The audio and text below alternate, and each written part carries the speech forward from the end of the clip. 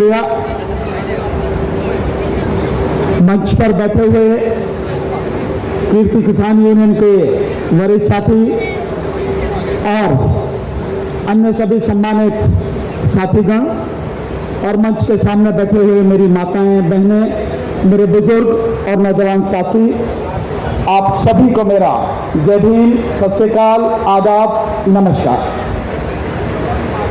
साथियों, यहां से अभी साथियों ने कुछ बातें कही। मैं अपनी बात कहने से पहले आपसे एक बात जरूर कहना चाहूंगा कि जब भाईचारे की बात होती है तो केवल 4 ही नाम लिए जाते हैं, हिंदू, मुस्लिम, सिख और ईसाई। तो भाई आप बौद्धों को क्यों छोड़ देते हो? इस देश में तो बौद्ध भी रहते हैं। आप जैनियों को क्यों छोड़ देते हो? इस देश में तो जैनी भी रहते हैं और पारसी भी इस देश में रहते हैं, उन्हें क्यों छोड़ देते हो? नारा कुछ ऐसा बनाओ ताकि सारे के सारे उस नारे में शामिल हो जाएं, कोई छूटे नहीं। एक बात। दूसरी बात, अभी गाना भी चल रहा था, उसमें आए 36 कौमें। 36 कौमें थोड़ी है इस देश में। इस देश में 6,745 कौमें हैं।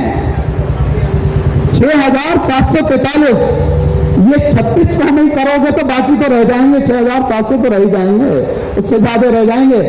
कुछ ऐसा बनाओ, कुछ नारा ऐसा बनाओ, सब लोग जुड़ जाएंगे। चलिए, मैं आपसे जो आज बात कहना चाहता हूं, इस बात पर मैं आप सबसे कहूंगा और जो हमारे किसान नेता हैं, जो संयुक्त किसान संघर्ष समिति के नेता हैं, उनसे भी मैं निवेदन करना चाहूंगा। पश्चिम बंगाल में इस समय चुनाव चल रहा है, हमारे किसान नेता वहां पर गए हैं। बहुत अच्छी बात, एक बहुत अच्छी पहल उन्होंने करी है, क्योंकि मोदी सरकार को और भाजपा सरकार को इस देश में किसी भी कोने में चुनाव हो, वहां से उखाड़ के फेंकना ही है। मैं हराने की बात नहीं कर रहा, उखाड़ के फेंकना है पूरी तरह से। तो बहुत अच्छी बात है आप वहां गए हैं, लेकिन एक बात और आपको समझने की जरूरत है कि क्या आप इस देश में जो वर्तमान चुनावों की व्यवस्था चल रही है, इसी से बीजेपी को उखाड़ के फेंक पाएंगे? नहीं, कभी भी नहीं फेंक पाएंगे आप। इसको समझने की जरूरत है, और समझने की इसलिए जरूरत है कि जब तक इस देश से बीजेपी को जड़ से उखाड़ कर नहीं फेंकोगे, इस देश की समस्याओं का समाधान होने वाला नहीं है। ये समस्याएं किसी न किसी रूप में, कभी इस तरह से, कभी उस तरह से, कभी इस कानून से, कभी उस कानून से हमारे सामने आती ही रहेंगी। ये इस तरह के लोग हैं, इसलिए इन्हें सत्ता से पूरी तरह से उखाड़ के फेंकना है। मैं पहले दिन से ये बात कहता हूं, अब ये बात किसान नेता और आप लोग भी ये कहने लगे हैं, लेकिन इसे उखाड़ के फेंकना है तो एक चीज को और उखाड़ के फेंकना है, और वो है ईवीएम, जिसे मजाक में लोग कहते हैं एवरी वोट फॉर मोदी। यही कहते हैं ना, ईवीएम। जब तक इसको उखाड़ के नहीं फेंकोगे, तब तक मोदी सरकार को उखाड़ के नहीं फेंका जा सकता, या यूं कहो कि बीजेपी सरकार को उखाड़कर नहीं फेंका जा सकता। इसलिए ईवीएम को उखाड़ के फेंकने का आंदोलन भी शामिल होना चाहिए। पहले भी कहा था, आज फिर कह रहा हूं, और आज इसलिए कह रहा हूं कि जब हमारे किसान नेता बीजेपी को हराने के लिए, उसको नेस्तनाबूद करने के लिए चुनाव में कूद ही चुके हैं, तो फिर ईवीएम से दूर क्यों रहा जाता है? फिर ईवीएम को भी शामिल क्यों नहीं किया जाता? इसको शामिल करना चाहिए। दूसरी बात साथियों, ईवीएम को इसलिए भी करना चाहिए, मैं आपसे सरकार की बात नहीं, हमारे अधिकारों का हनन हो रहा है। बहुत अजीब सी बात है कि एक मशीन, जिसको हमारे देश की सुप्रीम कोर्ट भी ये कहती है कि इस मशीन से साफ सुथरा, निष्पक्ष और पारदर्शी चुनाव नहीं होता। आप अक्टूबर 2013 को सुप्रीम कोर्ट ऑफ इंडिया ने एक जजमेंट पास किया, सुब्रमण्यम स्वामी बनाम इलेक्शन कमीशन ऑफ इंडिया। उसमें 27वें पैरे में यह बात कही सुप्रीम कोर्ट ने कि ईवीएम से free, fair and transparent election नहीं हो सकता। तो होना तो यही चाहिए था कि सुप्रीम कोर्ट को उसी दिन ईवीएम को खत्म कर देना चाहिए था, क्योंकि जब आप मान रहे हैं कि जिस मशीन से चुनाव हो रहा है वो मशीन ठीक नहीं है, उससे साफ सुथरा इलेक्शन नहीं हो सकता, फिर आप उसकी अनुमति क्यों दे रहे हैं? लेकिन सुप्रीम कोर्ट ने नहीं किया। इन्हीं सारी चीजों से पता लगता है कि सुप्रीम कोर्ट भी कहीं ना कहीं सरकार के लिए और सरकार के हिसाब से काम करती है, सरकार के साथ मिलकर काम करती है। तो एक गलत मशीन, जो गड़बड़ी वाली मशीन थी, उसके साथ में दूसरी मशीन जोड़ दी। इसका मतलब यह है कि जो आज चुनाव हो रहा है उसमें जो दो मशीन इस्तेमाल हो रही है, ईवीएम और वीवीपैट, उनमें एक मशीन गलत है, यानी ईवीएम गलत है, ऐसा सुप्रीम कोर्ट मानती है। तो इसका मतलब यह है कि इलेक्शन आपका गलत हो रहा है, सही नहीं हो रहा। लेकिन अब अगर आप सुप्रीम कोर्ट में जाते हो तो सुप्रीम कोर्ट इस मसले पर सुनने को भी तैयार नहीं है। इसलिए किसान आंदोलन के साथ साथ इन कानूनों को वापस लेने के साथ साथ ईवीएम के खिलाफ भी आंदोलन हमको चलाना पड़ेगा। और मैं आपसे एक बात कहना चाहूंगा, आगे बेशक इस आंदोलन के साथ में न जुड़े, क्योंकि जो हमारे नेता करेंगे फैसला उनका फाइनल होगा, ये मेरा विचार है। लेकिन जो हमारे नेता करेंगे उनका जो फैसला होगा, हम उस फैसले पर पूरी तरह से अमल करेंगे। उस फैसले से इधर उधर हमारी किसी बात का कोई मतलब नहीं है। हम उनके फैसले को सम्मान देते हुए उसी पर अडिग रहेंगे। लेकिन ये मेरा सुझाव। पर एक बात मैं आपसे कहता हूं, ये किसान आंदोलन से आगे की बात है। अगले साल 2, 3, 4 जगह पे चुनाव हो रहे हैं। पंजाब में 2022 में, फरवरी मार्च में, और उत्तर प्रदेश में। अगर इस ईवीएम को सरकार खत्म नहीं करती है तो मैं आपसे इतना तो निवेदन कर ही सकता हूं, कम से कम जो ताकत आप यहां दिखा रहे हैं वही ताकत आने वाले पंजाब के चुनाव में दिखाएं, और किसी भी हालत में पंजाब में चुनाव न होने के ईवीएम से हम कोशिश करेंगे उत्तर प्रदेश में भी ना हो। लेकिन कम से कम आपसे उम्मीद है, आप ये कर सकते हैं कि पंजाब में ईवीएम से चुनाव विधानसभा का न होने दें। वहां रुक गया तो पूरे देश में रुकने की उम्मीद होगी। अब दूसरी बात मैं जो आपके बीच में रखना चाहता हूं, साथियों, ये जो कानून है निश्चित रूप से बहुत ही खतरनाक कानून है। वैसे तो कोई भी वो कानून जिसमें अदालत का हस्तक्षेप रोका जाता है, यानी अदालत को उस कानून के तहत कोई मामला सुनने की अगर किसी बात पर रोक लगाई जाती है, अपने आप में ही वो कानून गैर संवैधानिक और गैर कानूनी है। तो सुप्रीम कोर्ट को इसी बात पर खत्म कर देना चाहिए था, किसी और चीज की जरूरत नहीं थी। अगर सरकार सही है और सरकार कहती है कि ये कानून सही है, तो अदालत में अगर कोई इस मसले को लेकर चला जाए, यानी इस कानून के तहत अगर कोई विवाद होता है व्यापारी में और किसान में, वो अदालत जाए, इससे सरकार को दिक्कत क्या हो सकती है? सरकार को डर किस बात का है? अगर आपके कानून अच्छे हैं तो किसी को भी अदालत जाने दीजिए, लेकिन आप लोगों को अदालत जाने से रोक रहे हैं, इसका मतलब ये कानून सही नहीं है, सरकार की नीयत सही नहीं है। और दूसरा, इसी कानून के तहत जो एग्रीमेंट वाला कानून है, यानी कॉन्ट्रैक्ट फार्मिंग का कानून है, उसकी धारा 18 में जो लिखा गया है कि अगर कोई भी अधिकारी राज्य सरकार का या केंद्र सरकार का या एसडीएम, एडीएम या डीएम इस कानून के तहत कोई भी फैसला देता है, उसके खिलाफ कोई कार्रवाई नहीं होगी, कोई भी सिविल सूट फाइल नहीं होगा, कोई भी क्रिमिनल केस फाइल नहीं होगा, किसी भी तरह की कानूनी कार्रवाई उसके खिलाफ नहीं की जाएगी। मतलब उसने जो कर दिया वो ठीक, हमारी गर्दन काट के चला जा रहा है और हमें यह अधिकार भी नहीं दिया जा रहा कि हम उसके खिलाफ बोल भी सकें, और सरकार उसके खिलाफ सुनने को तैयार नहीं है। इसका मतलब यह है दाल में कुछ काला है, और यहाँ तो दाल में काला नहीं है, यहाँ तो पूरी दाल ही काली है। इसलिए ये कानून पूरी तरह से गलत, गैर कानूनी और गैर संवैधानिक है। लेकिन साथियों, इस कानून का जो असर है, वो असर केवल किसान पे नहीं पड़ेगा। किसान तो तबाह होगा। किसान को इस कानून के लागू होने के बाद पहले अपनी ही जमीन पर मजदूर बनेगा और फिर उसके बाद गुलाम बनेगा। और जिस दिन किसान अपनी जमीन पर मजदूर बन गया तो जो करोड़ों की संख्या में मजदूर हैं वो कहां जाएंगे?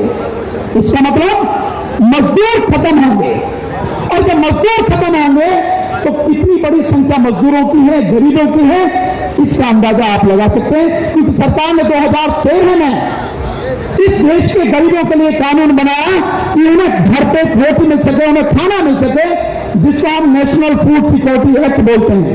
और उसमें कहती है सरकार, इस देश में 82 करोड़ लोग गरीब हैं। ये कहती है सरकार, जिनको 3 रुपए किलो चावल, 2 रुपए किलो गेहूं और 1 रुपए किलो मोटा अनाज देने की बात करती है। जो मैं अब बात कहने जा रहा हूं आपसे वो ये है कि न केवल किसान इससे खत्म होगा, मजदूर भी खत्म होगा। और अगर आपको ध्यान हो, इस सरकार ने जब कोरोना लगाया और लॉकडाउन किया पूरे देश में, सबसे पहले मजदूरों की गर्दन को काटा। आपको ध्यान है, भूले नहीं होंगे, हजारों किलोमीटर दूर कैसे यहां के मजदूर जो बिहार के थे, उत्तर प्रदेश के थे, जो उड़ीसा के थे, झारखंड के थे, छत्तीसगढ़ के, इस तरह से पैदल चलते हुए अपने घरों तक पहुंचे। रास्ते में कई लोग मर गए, घर तक भी नहीं पहुंच पाए। तो मजदूरों को न केवल पूरी तरह से उन्हें तबाह किया, बल्कि साथ में उनको तबाह करने के लिए कानून भी लेकर आई। यानी जो कानून मजदूरों की सुरक्षा के लिए थे, जो मजदूरों के हक के थे, वो सारे कानून केंद्र सरकार ने और धीरे धीरे फिर अलग अलग राज्य सरकारों ने, उत्तर प्रदेश ने, कर्नाटक ने, मध्य प्रदेश ने, ये धीरे धीरे राज्य सरकारों ने भी खत्म किए। किसान और मजदूर दोनों मिले हुए हैं, जुड़े हुए हैं, दोनों भाई हैं। यहां से आंदोलन भी माता जी ने लगाया कि किसान मजदूर एकता जिंदाबाद। हमारे जो बैनर लगे हैं उन पर भी लिखा है किसान मजदूर एकता जिंदाबाद। लेकिन इसमें एक छोटी सी और सुधार होने की जरूरत है। मेरे साथ में किसान यूनियन के जो वरिष्ठ पदाधिकारी हैं वो भी बैठे हैं, आप सब भी बैठे हैं, और मेरी आवाज जहां तक भी जा रही है, मैं हाथ जोड़कर किसान संघर्ष समिति के जो नेता हैं उनसे ही निवेदन करूंगा, जब किसान और मजदूर एक हैं तो किसानों के खिलाफ लाए गए कानून अगर हम वापिस करने की बात कर रहे हैं, तो मजदूरों के खिलाफ लाए गए कानून, मजदूरों को तबाह करने वाले कानून, उनको भी इसमें क्यों नहीं जोड़ा जा रहा है? उनको भी एक लाइन जोड़नी है कि सरकार मजदूरों को तबाह करने के लिए जो उसने श्रम कानूनों में बदलाव किया है उसको खत्म करे और मजदूरों की सुरक्षा के लिए कानून पूरी तरह से बहाल करे। ये बात भी इसमें जोड़ी जानी चाहिए। और आखिरी बात आपसे कहकर मैं अपनी बात खत्म करूंगा कि हम एमएसपी की बात करते हैं कि एमएसपी होनी चाहिए और एमएसपी को कानून बनाना चाहिए। और मैं बार बार कहता हूं कि अगर ये तीनों कानून लागू रहते हैं और एमएसपी भी कानून बन जाए, किसी भी एक किसान को एमएसपी मिलेगी नहीं। और इसका बहुत सीधा सा कारण है, जब कॉन्ट्रैक्ट फार्मिंग के जरिए धारा 3 के अंतर्गत व्यापारी का और किसान का समझौता होगा, एग्रीमेंट होगा, उसमें व्यापारी किसान की फसल को किस कीमत पर खरीदेगा ये भी लिखा जाएगा उसमें। यानी फसल बोने से पहले वो किस रेट में खरीदी जाएगी ये जब लिख दिया जाएगा तो एमएसपी का मतलब क्या रहेगा? एमएसपी किसको मिलेगी? किसी को एमएसपी मिलने वाली नहीं है। इसलिए एमएसपी को कानून बनाना बहुत जरूरी है, लेकिन ये कानून भी वापस होने बहुत जरूरी है। क्योंकि कल अगर कोई जाएगा और ये कहेगा सरकार से मुझे तो एमएसपी नहीं मिली, सरकार क्या कहेगी? सरकार कहेगी भाई मेरे, जब तूने एग्रीमेंट किया था ये बात तो तभी उठा था, एग्रीमेंट तो तूने कर लिया और तूने अपने आप ही व्यापारी के साथ में रेट तय कर लिए, हम क्या करें? सरकार बड़े आराम से बच जाएगी। और सरकार ने एमएसपी को खत्म करने का ये तरीका अपनाया है। इसी तरीके से एमएसपी खत्म होगी, क्योंकि 2017 में नीति आयोग जो पहले योजना आयोग था उसके एक एडवाइजर है मिस्टर सुब्रमण्यम, उन्होंने कहा था कि सरकार को एमएसपी से और किसान को दी जाने वाली सब्सिडी से बाहर निकलना चाहिए। ये उसी के तहत एमएसपी खत्म की गई है इन कानूनों के माध्यम से। अब आखिरी बात आपसे मैं कहना चाहता हूं, हम एमएसपी की बात करते हैं, हम एमआरपी की बात नहीं करते। एमआरपी समझते हैं मैक्सिमम रिटेल प्राइस, यानी अगर किसान से कोई चीज खरीदी जा रही है तो जिस रेट पर खरीदी जा रही है वो यूज करने वाले यानी आखिरी उपभोक्ता को, माना आप हैं, आप उस चीज को खरीद कर इस्तेमाल करते हैं तो आपको किस रेट में मिलनी चाहिए, ये भी तय होना चाहिए कि नहीं होना चाहिए कि किसान से खरीदे जाने वाला आलू 5 रुपए किलो और बिकता है 50 रुपए किलो, किसान से खरीदी जाने वाली प्याज खरीदी जाती है 4 रुपए किलो या 6 रुपए किलो और वो बिकती है 100 रुपए किलो तक। किसान से खरीदे जाने वाला लहसुन खरीदा जाता है अधिक से अधिक 36 रुपए किलो और वो भी थोड़ी सी मात्रा में, बाकी तो 9-10 रुपए किलो खरीदा जाता है, लेकिन वो लहसुन 400 रुपए किलो तक बिकता है। तो इसका फायदा किसको हो रहा है? इसका फायदा केवल उस व्यक्ति को हो रहा है जिसकी जेब में पैसे नहीं, यानी व्यापारी को। जो व्यक्ति, जो किसान फसल का उत्पादन करता है उसे उसकी लागत की कीमत भी नहीं मिल पाती है, लागत ही नहीं मिल रही उसे, उसका फायदा तो दूर की बात है, लागत भी नहीं मिल रही। और वो व्यक्ति जो आखिर में उस चीज को, उस उत्पादन को इस्तेमाल करता है, उसकी जेब लूटी जा रही है, उसकी जेब काटी जा रही है, उसकी जेब पर डाका डाला जा रहा, फायदा उसको भी नहीं मिला। यानी उगाने वाले को और इस्तेमाल करने वाले को किसी को कुछ नहीं मिल रहा। जो बीच में है, जो बीच में पैसे के दम पर इस सारे का व्यापार करता है, वो बैठे बैठे बिना कुछ किए पैसे के दम पे कितना मुनाफा कमा रहा है। यानी 37 रुपए की चीज, 36 रुपए की चीज 300-400 रुपए किलो। इसलिए एमआरपी भी निश्चित होना चाहिए। अगर इस्तेमाल करने वाले व्यक्ति को कोई चीज मिलती है 100 रुपए में और किसान से मिल नहीं जाती है वो 10 रुपए में, तो या तो किसान से 50 रुपए में मिल जाए ताकि उसे भी नफा हो सके, या जो व्यक्ति इस्तेमाल कर रहा है उस व्यक्ति को 10 रुपए की चीज ज्यादा से ज्यादा 20 रुपए में दी जाए। ये होना चाहिए कि नहीं होना चाहिए? जो बीच के लोग हैं बिना किए अगर वो इतना मोटा मुनाफा कमा रहे हैं, इस बात की इजाजत उन्हें क्यों दी जानी चाहिए? इस बात को भी हमें सोचना चाहिए और इस बात को भी अपने इन आंदोलन में, अपने इन मांग पत्रों में शामिल होना चाहिए। मेरा ऐसा सुझाव है ताकि यह आंदोलन बड़ा बन सके। और आखिर में आपके माध्यम से सिर्फ एक चीज कहना चाहूंगा, मैं बार बार कहता हूं साथियों, घरों में बैठे बहुत से लोग जो आंदोलन में आ नहीं रहे, यानी उनके गर्दन पर इतनी तलवार चलाई जा रही है कि तेल, पेट्रोल 100 रुपए लीटर से भी ज्यादा मिल रहा है और डीजल दुगना हो गया और सरकार ने सिर्फ इसी से 31.5 लाख करोड़ से ज्यादा रुपए कमा लिए। आपको सुनकर हैरानी होगी, जानकर आपको ताज्जुब होगा। आपको यानी किसान को ये जो सरकार 6,000 रुपए किसान सम्मान निधि के रूप में देती है, अब तक जितनी बार दिए गए सरकार के आंकड़ों के हिसाब से 7 बार ये जो रुपए दिए गए हैं, 2-2 हजार रुपए, एक साल में 6,000 देते हैं, 4 महीने में 2,000, तो ये जो 2-2 हजार रुपए 7 बार दिए गए हैं, ये रुपए मिला के जितने होते हैं सरकारी आंकड़े के हिसाब से वो 1,10,000 करोड़ के लगभग है। सरकारी आंकड़े, वो सही है गलत मैं इसमें नहीं जा रहा हूं, तो मैं मान लेता हूं कि वो सही है। मात्र 1,10,000 करोड़ रुपए सरकार ने किसानों को दिए, पर किसानों से केवल डीजल पर, डीजल की बात कर रहा हूं मैं, पेट्रोल की बात नहीं कर रहा, केवल डीजल पर जो किसान इस्तेमाल करता है देश में डीजल, यानी जितना डीजल इस्तेमाल होता है उसका 28% किसान इस्तेमाल करता है। उस डीजल पर जितना पैसा कमाया है उतना भी नहीं दिया। पता है आपकी जेब से डीजल से कितने पैसे निकाले सरकार ने? 1.5 लाख करोड़ से ज्यादा। यानी जो डीजल से हमसे पैसा लूट लिया उतना भी पैसा हमें नहीं दिया सरकार ने।